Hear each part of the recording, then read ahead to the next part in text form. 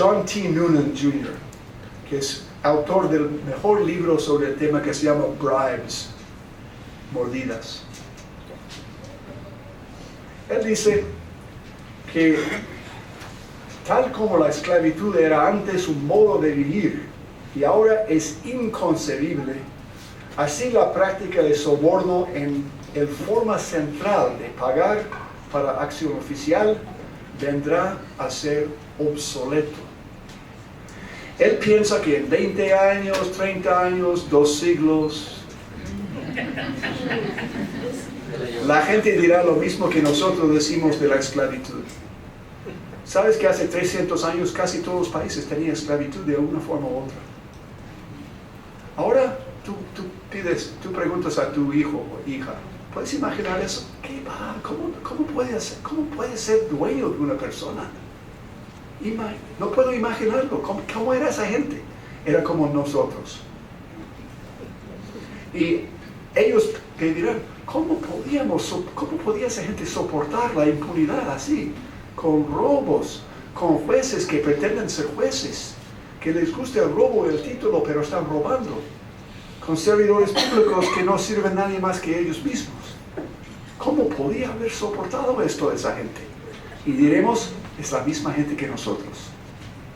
Entonces, ¿cuál era la predicción? ¿Cómo pensaba él que íbamos a llegar a este fin? Su argumento era más o menos moral. A propósito, dados sus intereses en la religión católica y la política pública, ese señor es un experto de la religión católica. Entonces, su análisis, informado mucho por el cristianismo, y lo verás aquí abajo, viola un paradigma divino. Por eso no va a soportarse por mucho más tiempo. Nota que en todos los países, podemos decir, bueno, una cultura está bien, otra cultura no, depende de tu cultura, ¿no? México tiene una cultura corrupta según alguna persona famosa, ¿no? Él dice que a todos los países, todas las culturas, todas las religiones, el soborno es cuestión de vergüenza. Cuestión de vergüenza.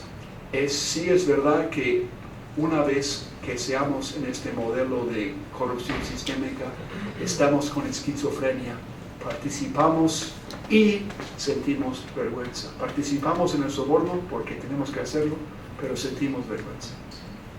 Segundo, es igual a la plutocracia. ¿Lo has pensado? ¿Quién gana? ¿Los pobres?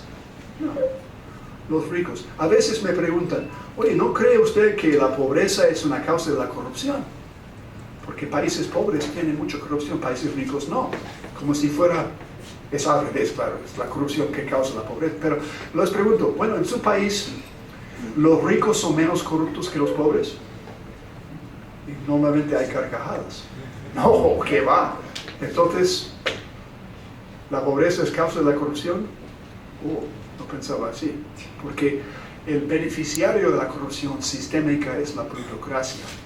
Tercero, es una traición a la confianza, que él dice, la confianza, trust, es la virtud principal de la sociedad civil, empresarial y política. Si no sentimos este trust, nos condenamos a ser una compañía segundo rango, un colegio de segundo rango, un país de segundo rango o peor.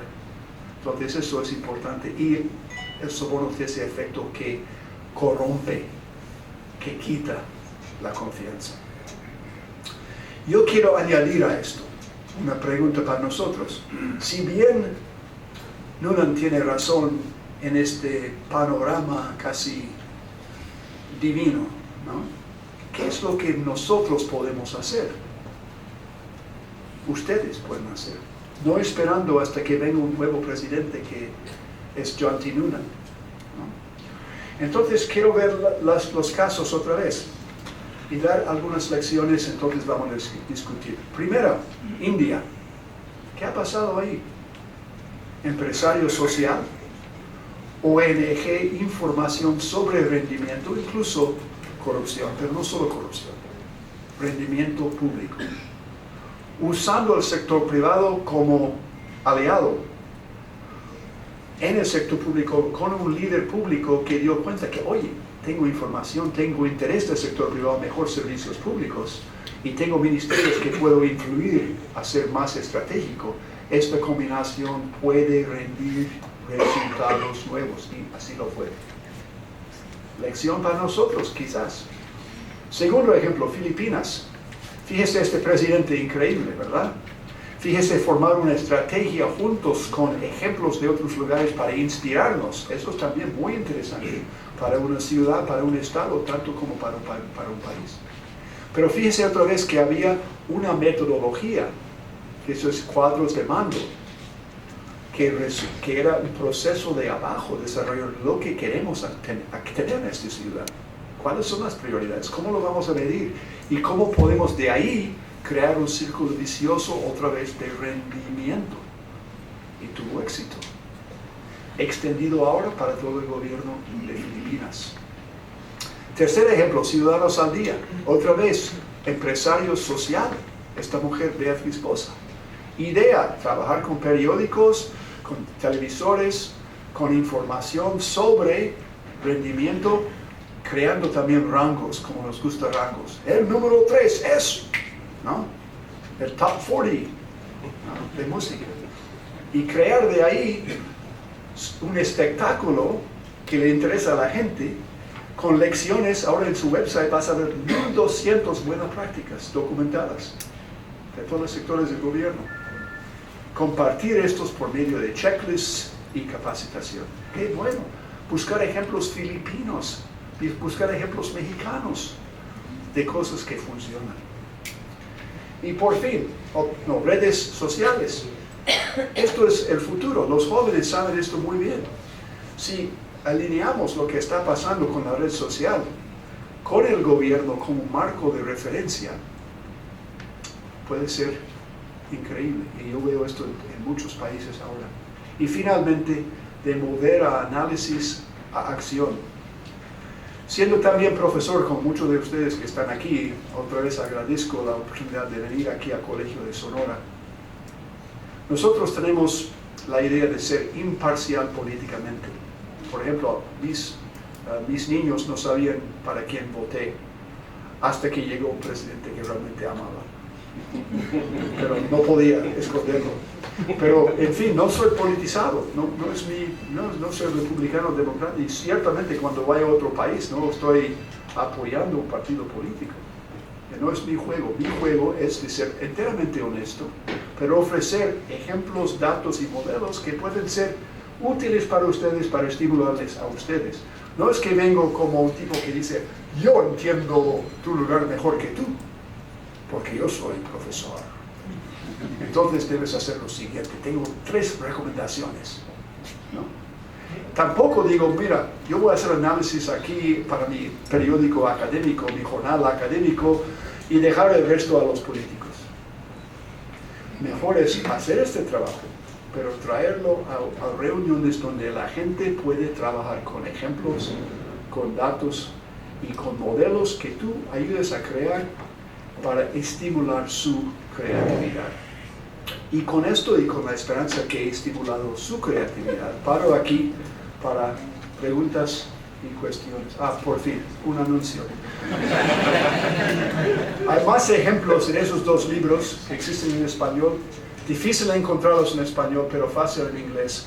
Este a la izquierda, Corrupt Cities, existe en PDF que puedes buscar y tener gratis.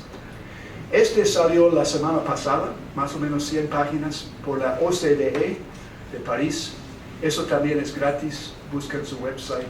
Eso tiene las cosas que a los académicos les gusta mucho, por ejemplo, cuál es la definición de la corrupción, cómo se puede medir la corrupción, qué tal índices de percepción contra qué tal la econometría, cuando pongamos al lado izquierdo crecimiento, al lado derecho corrupción y otros factores, qué tal los problemas de causación mutua, qué tal el principio de identidad, etc. Toda esa cosa. Ese libro está ahí. ¿Okay? Además de mucha más información sobre estos ejemplos que he discutido hoy. ¿Okay? Entonces, vamos a ustedes ahora. Muchas gracias.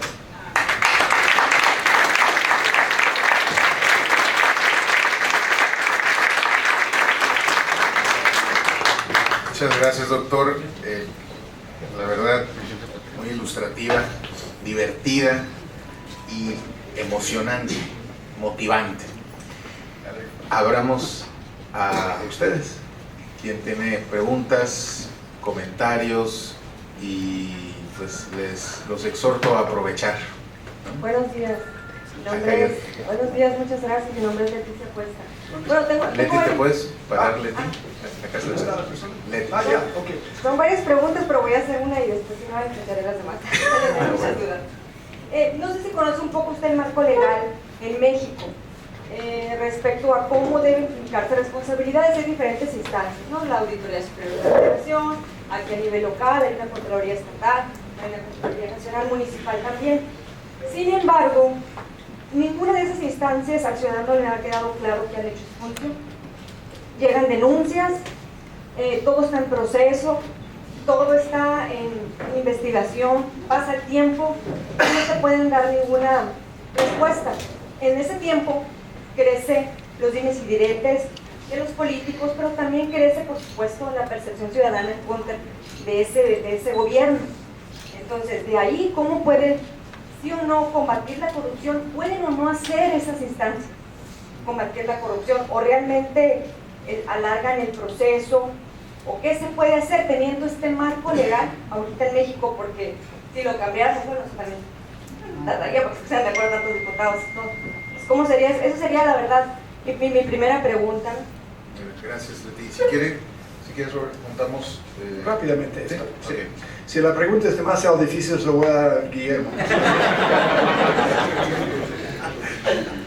No conozco el caso mexicano. En otros países, los pasos desde queja o denuncia hasta el resultado puede tardar años y con mucha influencia en rumbo.